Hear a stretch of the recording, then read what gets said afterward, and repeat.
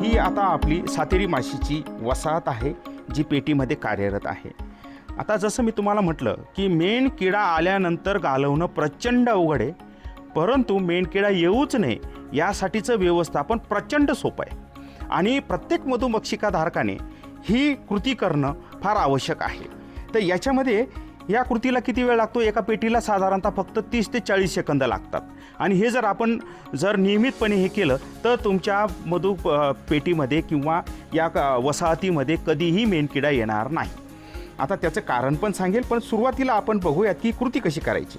पहिल्यांदा तर ही पिलावळ कोटी जी आहे ही झाकणासहित आपल्याला उचलायची आणि त्यानंतर हे जे तळपाट आहे हे तळपाट ह्या ब्रशच्या सहाय्याने आपण साफ करणार आहोत. तर सुरुवातीला आपण हे उचलूयात. उचलल्यानंतर तुम्ही बघू शकता की इथे अशा प्रकारची थोडीशी काम करत मधुमक्षिका काम करत असताना थोड्याफार प्रमाणात घाण इथे पडते. तर आपण काय करणार आहोत, हे जे तळपाट आहे हे या ब्रशच्या सहाय्याने साफ करून घेणार आहोत. हळूवारपणे साफ करा, मधुमक्षिकांना जास्त डिस्टर्ब न करता, कारण त्यांना जर डिस्टर्ब केलं तर त्या चवताळतात. अशा पद्धतीने हे कानेकोपरे जे आहेत हे कानेकोपरे तुम्हाला असे साफ करून घ्यायचे. आता हे साफ का करायचे?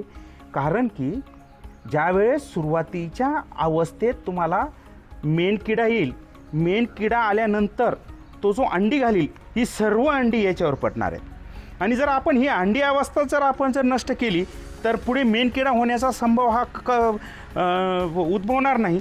म्हणून आपण हे तळपाट साफ करतो आहोत आणि यानंतर परत ही पेटी आपण जशी आपली पूर्वीच्या स्थितीत होती त्या पद्धतीने ठेवून घेणार आहोत आणि हे जे राणी गेट आहे हे राणी गेट आपण इथे लावून घेणार आहोत.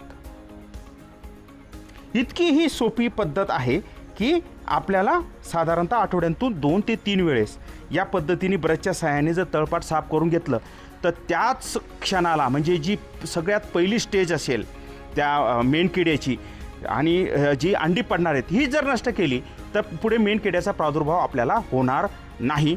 तर अशा प्रकारे आपल्या मधुमक्षिकेची काळजी घ्या, कारण मधुमक्षिका पेटीमधनं ही वसाहत उडून जाण्याची जी वेगवेगळी कारणं आहेत त्याच्यामधलं महत्त्वाचं कारण आहे की मेणकिड्याची लागण झाल्यामुळे मधुमक्षिका उडून जाणे किंवा वसाहत स्थलांतर होणे. तर ही तुमची मधुमक्षिकेची ही जी वसाहत आहे ही कुठे उडून जाणार नाही. त्यामुळे अशा प्रकारे आठवड्यातून 2 ते 3 वेळेस तळपाट साफ करा, मेणकिड्याचा प्रादुर्भाव तुमच्या पेटीला होणार नाही. आणि जी काही आपण साफ केल्यानंतर हे ज्याच्यावर ठेवलेलं आहे हे सुद्धा तुम्ही व्यवस्थित साफ करून घ्या आणि अशा प्रकारे हे साफ केलं की मेणकिड्याचा प्रादुर्भाव होणार नाही. धन्यवाद.